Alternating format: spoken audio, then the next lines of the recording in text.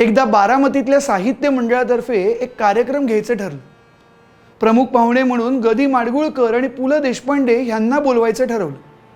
दोघांनी ते मान्यही केलं। आता दोन मोठे साहित्यिक आपल्याकडे येणार असं म्हटल्यानंतर बारामतीकर खुश होते आणि त्याच वेळी बारामतीतून उदयास येणारं तरुण राजकीय व्यक्तिमत्व म्हणून दोघांना आणायची जबाबदारी शरद पवारांवर टाकण्यात आली। आता दोन मोठ्या लोकांना आणायचं म्हणजे त्यांना एसटीत बसवून तर आणता येणार नाही, त्यासाठी गाडी हवी। पण सगळ्यात मोठी पंचायत म्हणजे त्यावेळी शरद पवारांकडे गाडी नव्हती, पण शरद पवारच दे।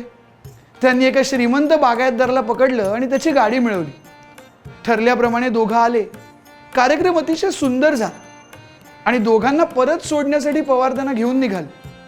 आता ज्या बागायतदाराची गाडी होती त्यालाही अचानक शहरात काही काम निघालं आणि त्यामुळे तोही बरोबर निघाला। पवारांनी रस्त्यात दोघांची ओळख करून दिली। हे गदी माडगुळकर आणि हे पु ल देशपांडे। बरं, नमस्कार। बागायतदारांनी ओळख करून घेतली आणि अचानक त्या बागायतदार माशांनी बॉम्बच टाकला। माडगुळकर आणि देशपांडे साहेब, तुम्ही नक्की करता काय हो? आता आली का पंचायत? बरं, गदिमा अति कोपिष्ट म्हणून प्रसिद्ध। आता दोघं काय रिॲक्शन देतात ह्याची पवारांना चिंता वाटू लागली।